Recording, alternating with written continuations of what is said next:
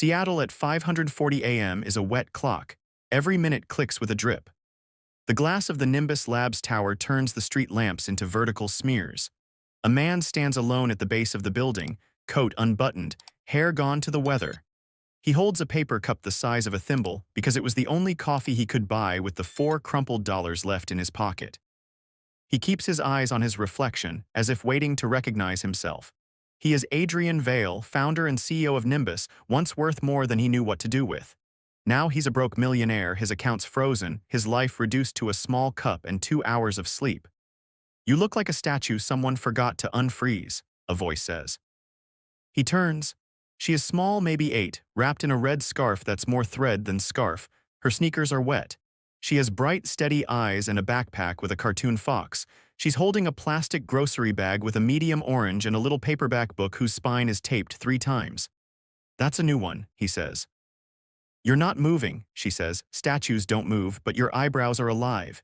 He almost smiles. "You're very observant." She nods, serious. "I'm Maya. My mom is cleaning upstairs. We're not supposed to talk to strangers." She pulls her scarf up to just below her nose. "Are you a stranger?" "Probably," he says. "I'm Adrian." "You look cold, Adrian." He looks at his cup. "It's not helping." "Come inside," she says. "The security guard has a heater." She steps closer, looks up at him without flinching at the tired in his face. "Also, you dropped your coins." He stares. On the wet sidewalk, a nickel and 2 pennies. He crouches, picks them up. The rain is coming harder now.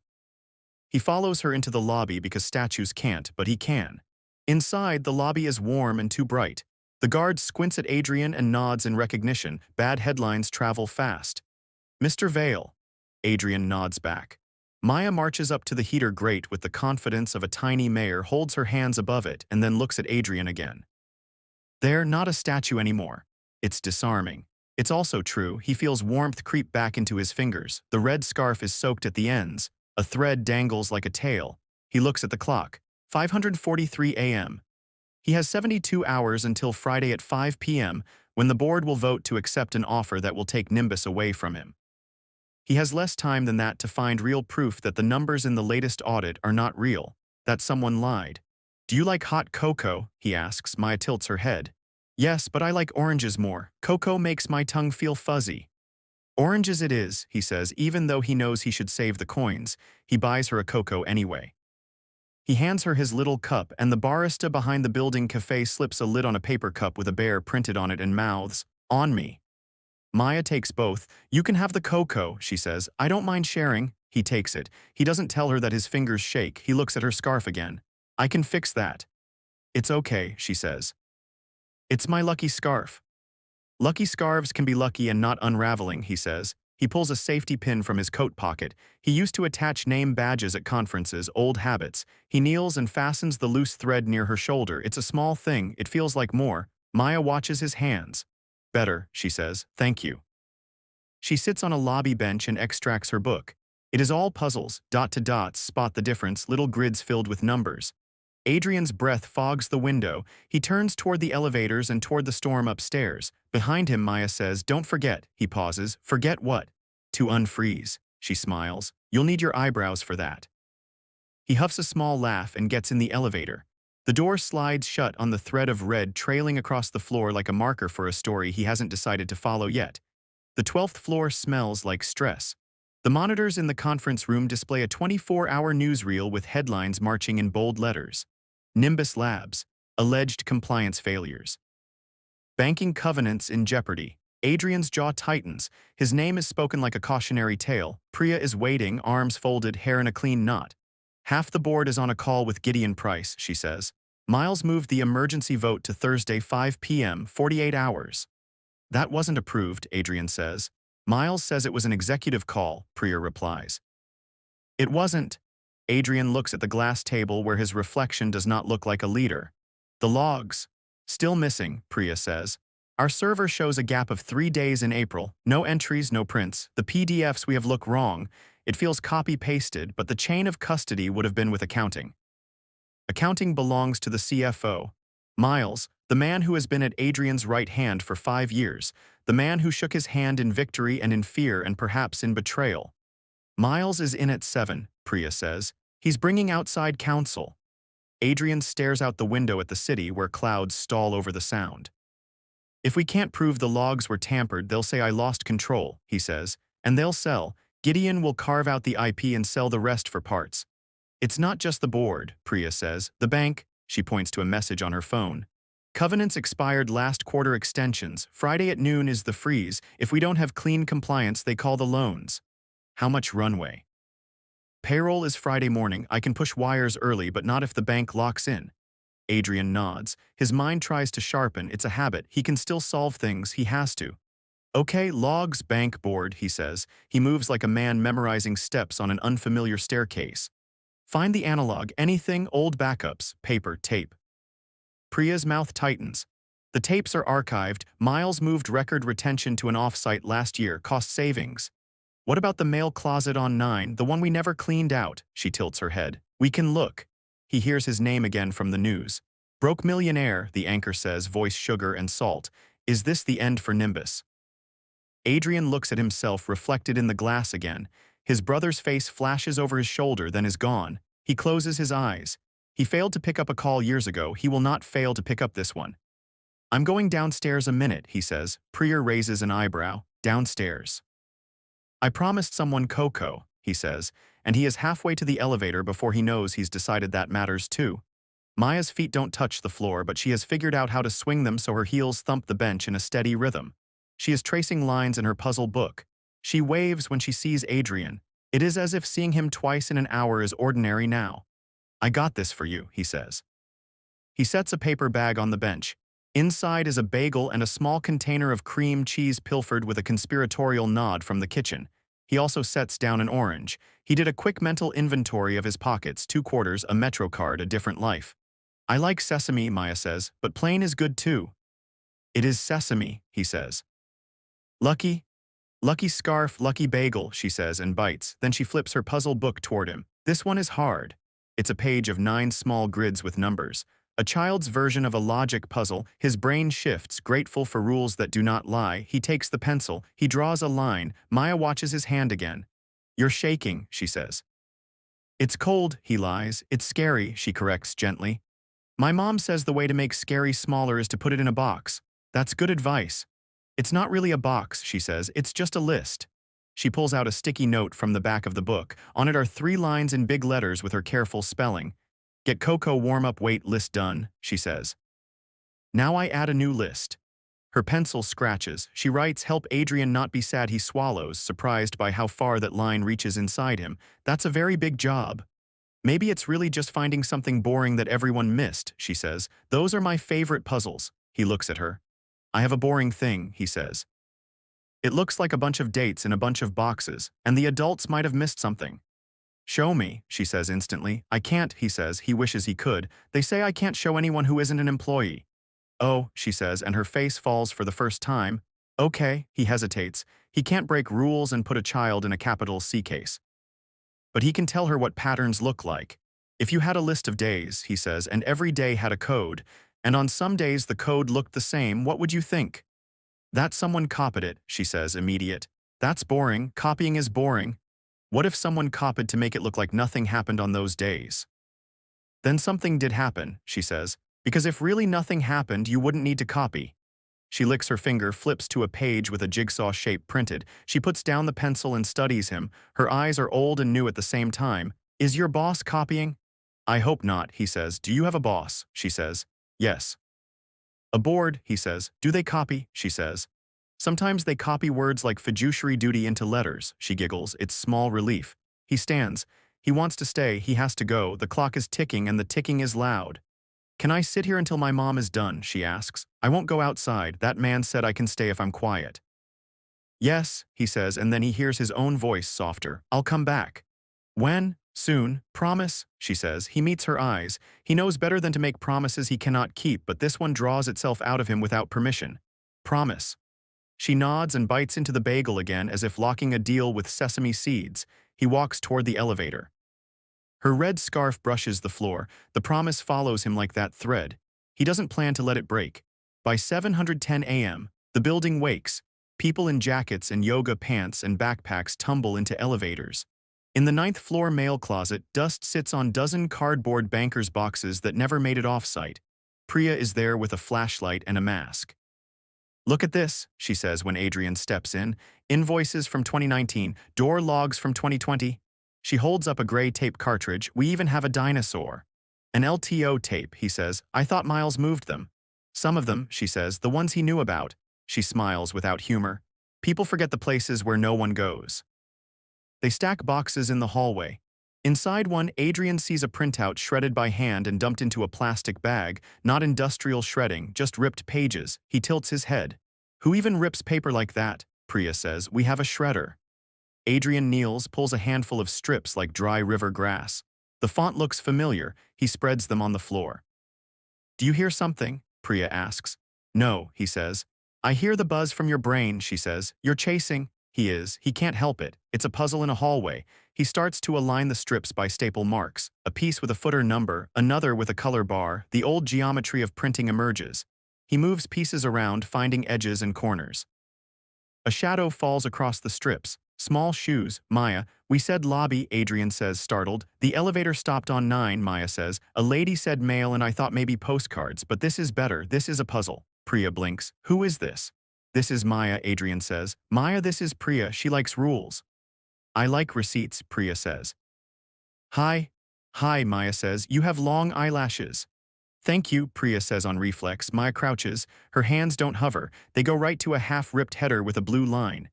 "This goes with that," she says, aligning it with a staple hole. She moves with the calm of someone who has done this with cereal boxes and school notices.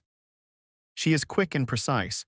"The header color," she says, "blue, it's the same on every page. That's boring."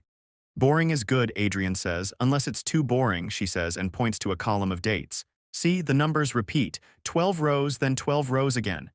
"Is that normal?" Priya asks. "It's not normal if the days are different," Maya says. "Because Thursdays are not the same as Mondays." "Wait," Priya says. She leans in. "Let me look." They place more strips. A footer emerges with a tiny line of text. In small gray letters prepared by, the name is cut off.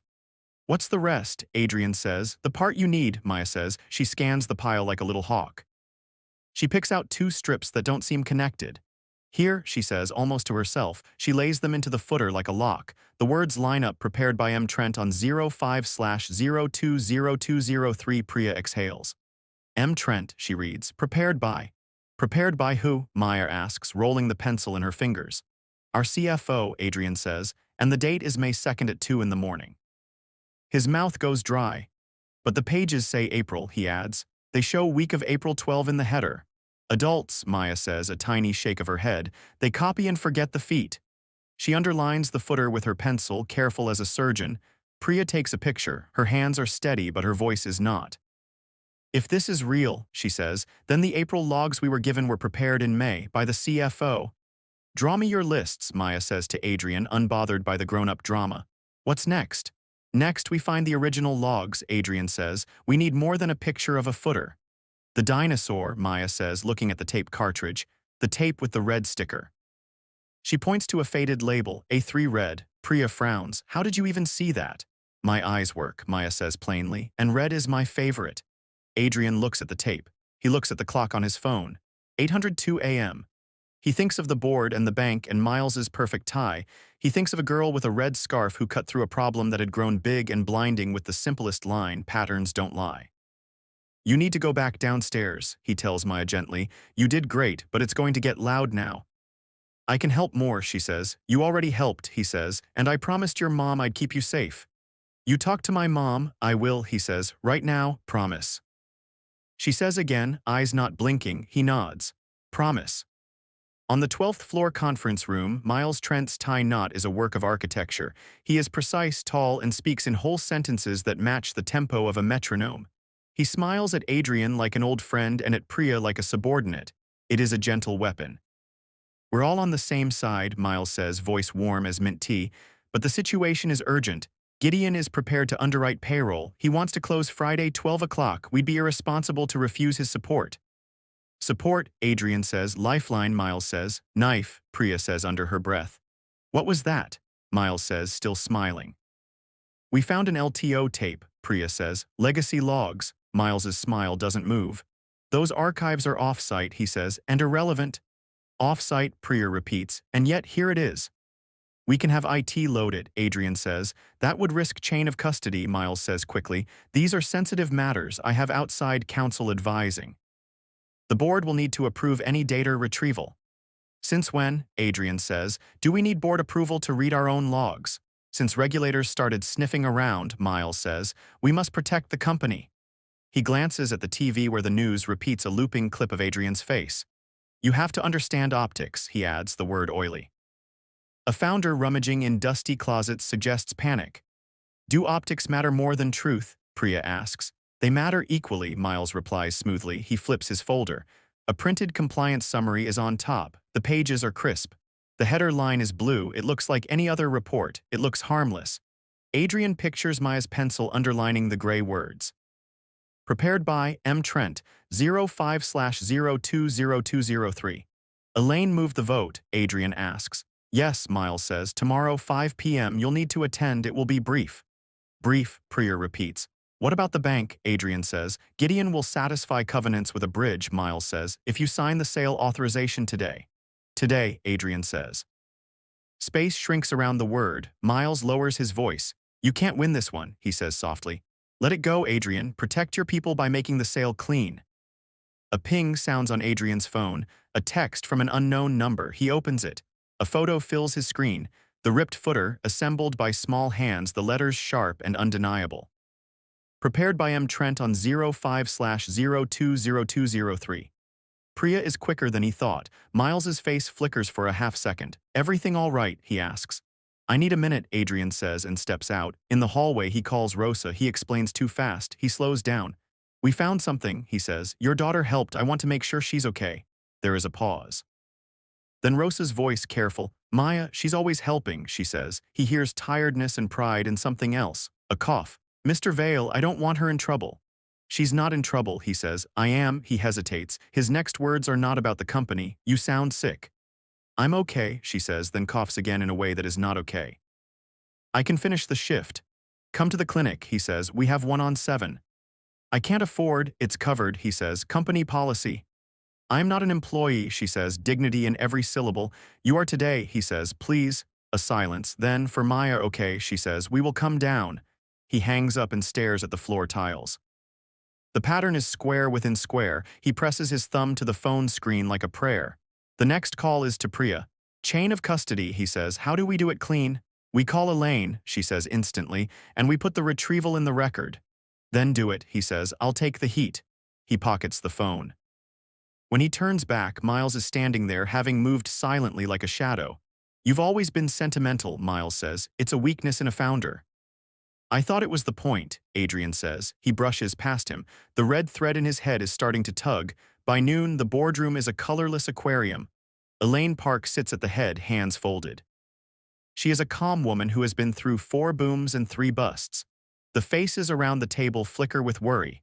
A camera sits in the corner, an internal stream for employees, Elaine says. Transparency even now. Thank you all for coming, Elaine says. We are moving the vote to tomorrow at 5 as noticed. Today is for information. Miles opens with a presentation. He is good at them. Slides with clean fonts. A chart of compliance gaps. A timeline. A crisp line of cause and effect leading to one conclusion. Uncertainty is dangerous. Gideon is safe. Gideon Price's square face appears on a screen remote from a high tower office. We believe in Nimbus, he says. We will protect jobs. We will assure liquidity. Adrian stares at the word protect as if by staring he can bend it into meaning something else. We have a concern, Priya says when Miles finishes. The April compliance logs were prepared in May by someone who should not have been preparing them at 2 in the morning. Heads turn. Miles's jaw tightens. That is a mischaracterization, he says. We have an image of the footer, Priya says. She projects it. Prepared by M. Trent on 05/020203. It's a common print artifact, Miles says. A watermark from the PDF system that uses the user's name and the time of printing. The data itself is April. Then show us the original source, Priya replies. Not the PDF. The server logs. Those are missing, Miles says smoothly. We've been over this. We found a legacy tape, Priya says. That tape wasn't in proper custody, Miles fires back. It could be tainted. We cannot rely on it. Elaine's eyes are on the image. We'll need more than images and coulds, she says. Can we load the tape? In a clean room with a third-party observer, Priya says, today. It will waste time, Miles says. It will seek truth, Elaine counters gently. A door at the back opens as quietly as a thought. Adrian turns. Maya, she peeks then steps in. She holds the bare cup with two hands. Rosa is behind her, pale and trying to be invisible. Maya, Adrian breathes. You weren't supposed to. The guard said I could come if I was quiet, she whispers. Her eyes go to the big screen where the letters are too big. She reads the gray line out loud, each word a step she knows she can take without falling. Prepared by M. Trent on 05/020203, she says. Silence, everyone can hear her. The words drop into the room like pebbles in clear water. The ripples touch everyone. Miles clears his throat. This is inappropriate, he says. We do not bring children into board proceedings. She's not a prop, Adrian says, voice low and sharp. She's the person who noticed the pattern that the adults missed. What pattern? Elaine asks, not unkind. The rows repeat, Maya says, stepping closer to the table as if she's simply walking nearer to a page. 12 days, then the same 12 again, but with different day names. You don't repeat Tuesdays like that. Elaine looks at Priya, at the room, then at Maya. Thank you, she says. That's very helpful. This is absurd, Miles says, less smooth now. We're relying on a child's pattern to accuse an officer of falsifying logs. Mr. Vale, have some sense. Adrian turns fully to Miles. Don't talk to her like that, he says. It is not loud, but it is dangerous. If anyone else in this room had found what she found, you'd call it forensic insight. Elaine lifts a hand. Enough, she says. Facts, please. Priya speaks. With the chair's permission, I'll take a team to the clean room and load the tape. We will invite an independent observer. And she looks at Miles. We will also pull physical access logs for the data room for May 2nd. That is a gross invasion of privacy, Miles says. It's a door log, Priya replies, not your diary. Elaine nods. Do it, she says. She looks at Adrian. We will reconvene at 3 with preliminary findings. Mr. Vale, take care of your guests. The hospital clinic is on 7. Rosa tries to speak. She can't. The cough tightens. Adrian puts a hand towards her, stopping short of touching. Let's go, he says. Maya, you're coming with us. Can I bring my scarf? Maya asks. Always, he says. As they leave, Miles's voice, low to Gideon's screen, follows them like a draft. He's spiraling, he says. It's over. Maya looks up at Adrian in the hallway. Is it over? No, he says, even if for a minute he felt like it might be. It's getting started. The clinic on 7 is quiet. A nurse with kind eyes takes Rosa's wrist and looks at a pulse. She speaks to a doctor. Pneumonia, she says, could be more. They need imaging, rest, antibiotics. She shouldn't be working. Rosa tries to stand. She wobbles humiliatingly, and Adrian steadies the chair instead of her because he understands dignity. We will cover this, he says. We are not charity, Rosa says, breath catching. You are my team, he says. He doesn't look away. A social worker on call, Janine, appears as if summoned by a ripple. If Mom needs to stay, Janine says gently to Maya, we'll talk about where you can sleep tonight, okay? I can sleep on the bench, Maya says. I am small. That's not a bed, Janine says kindly. We'll figure it out. Rosa's jaw sets. No Foster, she says, the two words iron, then she coughs and the iron bends. Please. May I offer a plan? Adrian asks. There's a legal form, a temporary guardianship. In Washington, a parent can designate a trusted adult for short-term care. It's voluntary, it's revocable. It keeps Maya out of the system while you rest. Rosa's eyes fill, a flash that she refuses to let fall. Why would you do that? She asks, suspicion, fear, pride. Because, he says, and he looks at Maya and back. She helped me when I was stuck. I made her a promise. And because when I started Nimbus, I wrote a stupid letter about how we were going to help families. I forgot it. I'm remembering. Janine nods. It's legal, it's simple, she says. You can sign for 72 hours to start. You choose, you stay in charge. The clock is a metronome. 3 hours to reconvene. 28 until the vote. Life pressed into boxes. Rosa stares at the paper Janine holds like a lifeline she's not sure she deserves to grab. She looks at Maya. Do you want to stay with him? She asks softly. Maya looks at Adrian. Will you stay? She says. I'll stay, he says. I'll show up for the next thing and the thing after that, and I will bring bagels. Promise, she says. Promise, he says, the word becoming a vow in his throat. Rosa nods. She picks up the pen. She signs, careful as prayer. Her name is strong on the paper. She exhales, long and shaking. Adrian signs as designated guardian for 72 hours. It is not adoption. It is not forever. It is exactly what it should be. Okay, Janine says gently. We're good for 3 days. We'll check in each morning. Mom will get you care. Rosa reaches for Maya's hand. Maya squeezes. I'm going to help, Maya says. Go to sleep. I will make lists. Rosa laughs through her sore chest. Lists, she says. Good. Adrian stands, his hands shaking less now. He is about to leave when his phone buzzes again. Priya, a short message. Need you in the lab. Found something. Bring courage. He looks at Maya. Ready. He asks. She ties the red scarf around her neck like a banner. Always, she says. The data lab has glass walls and a clean bench. A third-party auditor, neutral on purpose, sits with a laptop connected to a tape drive. Priya leans against the counter with arms crossed. The LTO tape hums with the sound of old machines telling the truth. We mounted the April week, Priya says as Adrian enters with Maya. Here are the raw logs. On the screen, lines of text scroll, timestamps, IP addresses, access keys. Priya points, see the entries for April 14. There's a block of 37 door hits to the data room, one at 0203, badge ID TRNT009. TRNT, Maya says careful, is that? TRNT, Priya spells. Trent, Miles, badge 9, she scrolls. And here are the log edits from May 2nd at 2 in the morning, same badge, he wrote to the repository and backdated. Can he say someone else used his badge? Adrian asks. Maybe, Priya says, except access logs outside the data floor. She flips to a different window. Another set of numbers appears, framed by something as simple as an elevator's memory. Elevator records, she says. We pulled them.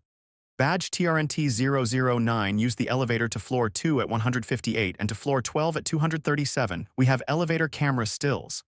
She taps a key. A grainy still appears, a man in a suit at 2 in the morning, alone, looking down at his phone. Miles, Priya continues. Also, look. She points to a tiny line in the logs that even Adrian might not have noticed. There's a script he used. He fat-fingered the name. It left a comment in the code that pulled APRA 12 as a text label, not a date. That's why the PDF headers say April but the metadata says May. He copied and pasted. Badly. Maya leans in, her nose nearly touching the glass. Adults copy, she whispers. Reality does not. Adrian breathes in his nose and out his mouth like someone just taught him to in a class about how not to break in half. We have to get this on the record, he says. Priya nods. Elaine reconvened everyone. Boardroom now. They go together. Maya with her scarf, Priya with a folder, Adrian with a heart that is both trying to run and learning to walk. In the boardroom, faces turn. The camera light goes red, streaming to employees. There are murmurs. Miles sits where he sat, looking a summer cooler. Gideon blinks on the screen, eyes narrow. Elaine raises a hand. Let's proceed. Priya presents. She keeps it simple. Dates, times, badges. Badges don't have feelings, they have numbers. She shows the elevator still. She shows the log with the comment. She repeats the time 0203. It feels like a bell. Miles leans forward. This is a misunderstanding, he says, voice still smooth but with a burr now. I was ensuring backups after an alert. The script was to clean corrupted entries. If anything, I was protecting the company from the founder's negligence. Protecting, Priya says flatly, by backdating. Gideon clears his throat on the big screen. Do we really want to litigate technicalities? We have an offer on the table. Certainty is value. What we want, Elaine says, is truth. And we have 2 minutes left of our employees' attention. She looks into the camera like talking to a room full of people who aren't there. Nimbus was built on the idea that small details matter. A voice cuts from the side of the room. Maya, she did not plan to talk. She doesn't look scared. She looks like she is telling the answer to a puzzle in class. Yesterday, she says, we saw on TV that the company was in trouble. Grown-ups said big words. But if someone repeats the same 12 rows 2 times and just changes the day names, that is a lie. You don't have to be big to see that. You just have to look. Silence. It's clean. Miles looks at the camera. We cannot rely on a child, he says. This is reckless. Adrian's chair scrapes back as he stands. We are not relying on a child, he says, looking at the camera, at the employees who still believe their work has not been turned into a weapon. We are relying on evidence, and when a child sees the truth faster than we do, that's not her weakness. That's our shame. I brought her into this room because someone brought a lie into this room.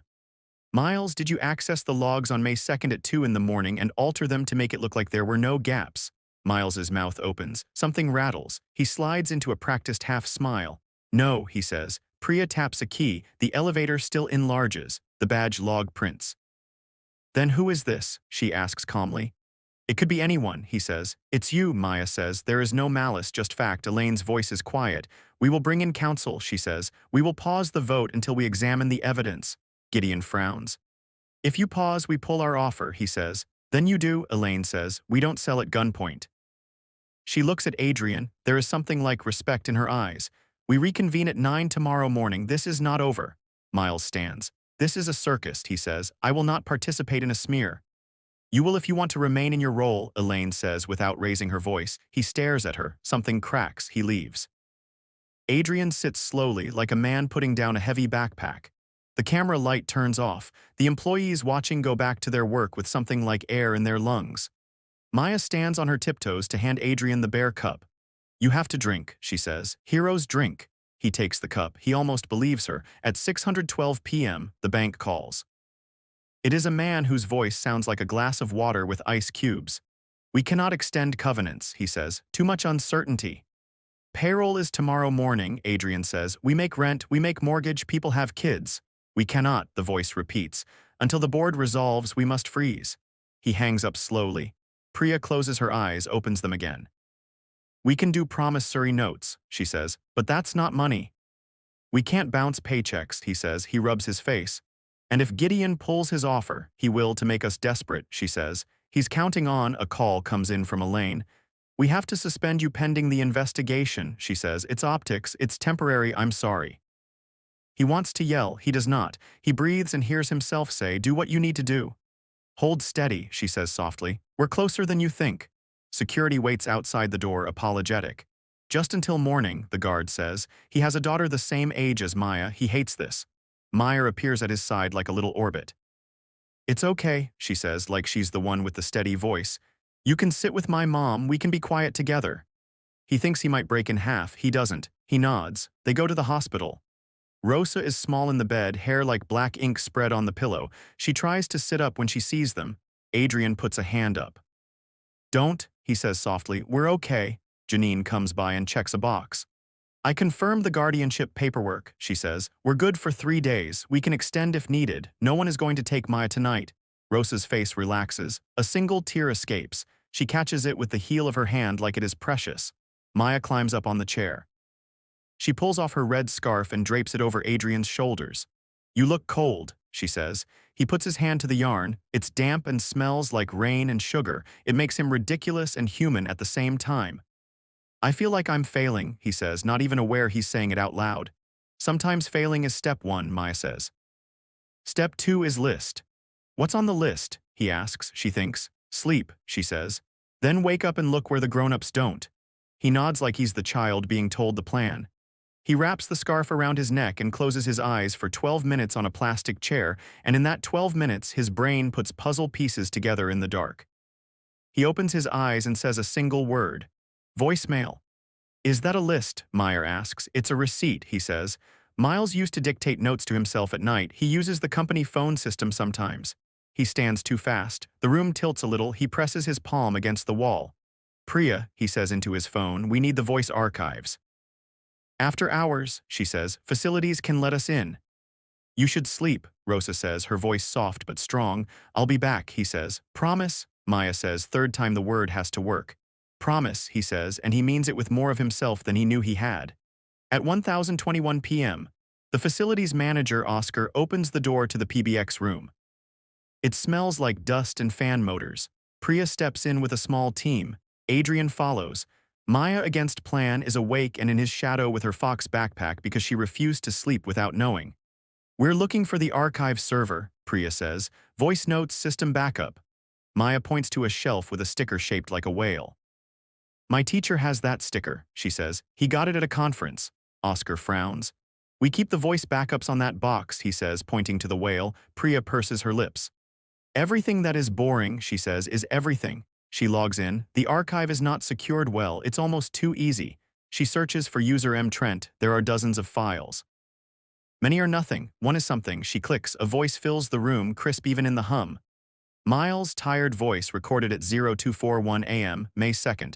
Note to self, his voice says. Crisis contained. Rewrote April headers on PDF. Need to brief GP before market opens. Optics are critical. Founder cannot be allowed to run with this. No one speaks. Adrian feels his knees consider the floor. He does not let them touch. Again, Priya says, unnecessary. They listen. The words are the same. They will always be the same. Can he say it's fake? Adrian asks. We have metadata, Priya says, and logs and elevator stills and his badge ID and your little oracle with the red scarf who saw the pattern first. She looks at Maya and tries a smile that sticks. Nice catch, kid. I just looked, Maya says. Priya copies the files. She hashes them. She writes the hash on paper. She takes a picture holding today's newspaper because sometimes old ways of proving the present are still the best ways. Send to Elaine, Adrian says. Send to outside counsel. Send to the bank. It is almost midnight, Priya says. We have 9 hours, he says, and then we have payroll.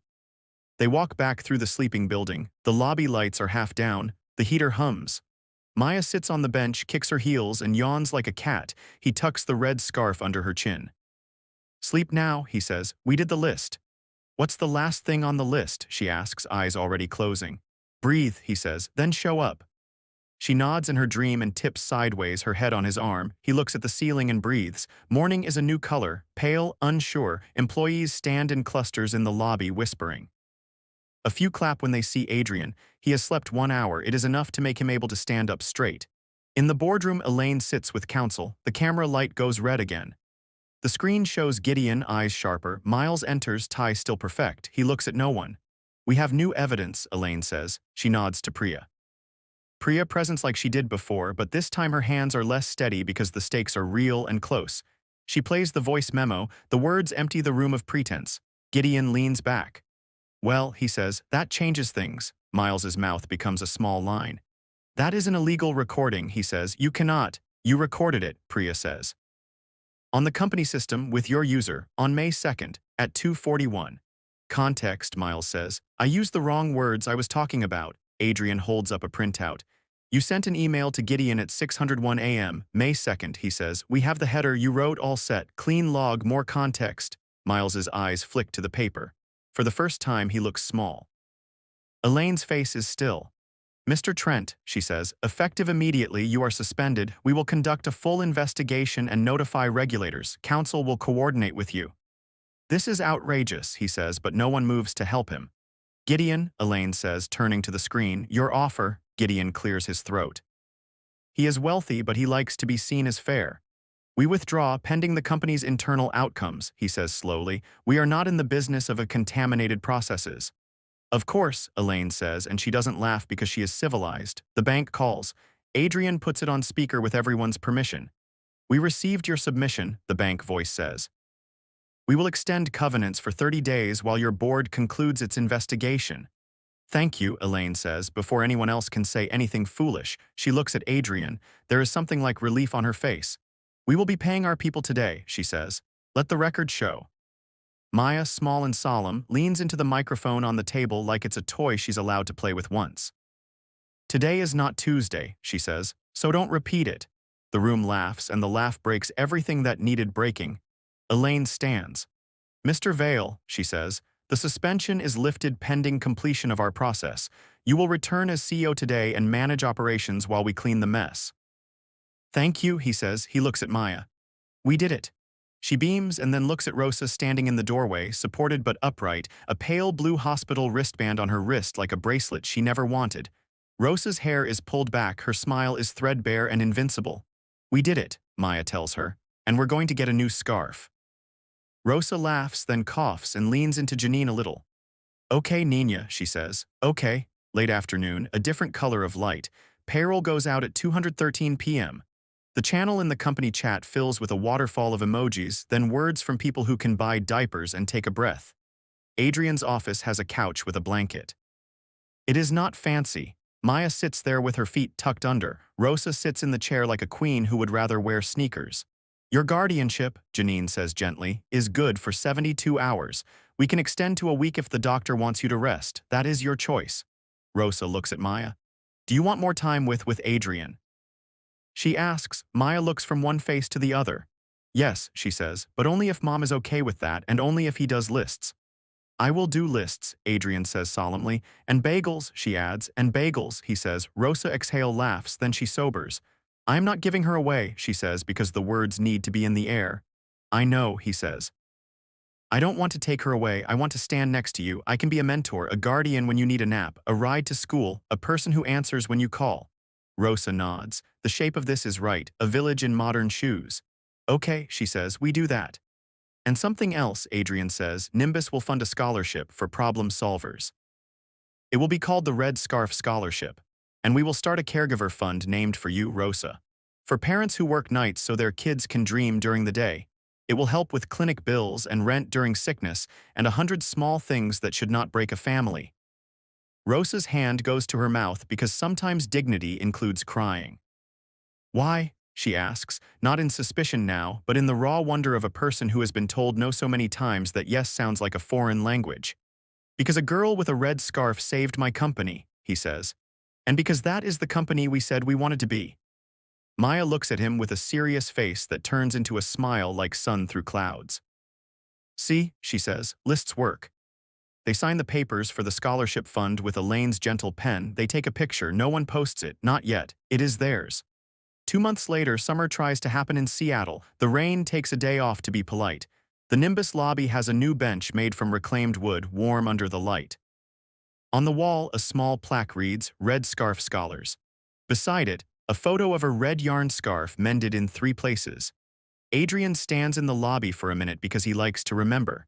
He wears a different coat but the same eyes. His eyebrows still move like someone unfroze him. He has learned to go home before midnight. He keeps a small bag of oranges in his office. Maya runs in, backpack bouncing, scarf replaced with a new one that is the exact same color red. Rosa walks behind her, phone away, eyes bright, a little stronger every day. Maya stops in front of him. She puts her hands on her hips like a tiny CEO. You weren't here, she says. We said 3 o'clock. I'm 2 minutes early, he says, showing his watch. You should be 3 minutes early, she says, then grins. I wanted to say something. What? He says. She thinks, then lifts her chin just a little. You don't look like a statue anymore, she says. You look like a person who keeps his promises. He feels something in his chest rearrange in a good way. I had help, he says. She nods, serious and solemn and 8 years old. You'll always have help, she says. That's a list we don't erase. He looks at the small plaque on the wall. He looks at the red scarf framed. He looks at the people crossing the lobby who make the company real and not a slide deck. He looks at Rosa, who raises a hand to say hello and thank you and we're okay all at once. He reaches out a hand. Maya takes it. They step toward the elevator and he presses the button, and for once, he isn't thinking about the floor numbers or the camera or the logs. He's thinking about oranges and sesame bagels and a list. He smiles because the elevator dings exactly on time. Ready? He asks. Always, she says, and pulls him in just far enough that the door closes on the past. Moral takeaway integrity is built one small, honest choice at a time, and sometimes the smallest voice in the room carries the clearest truth. Family can be the people who show up, keep their promises, and choose to protect one another.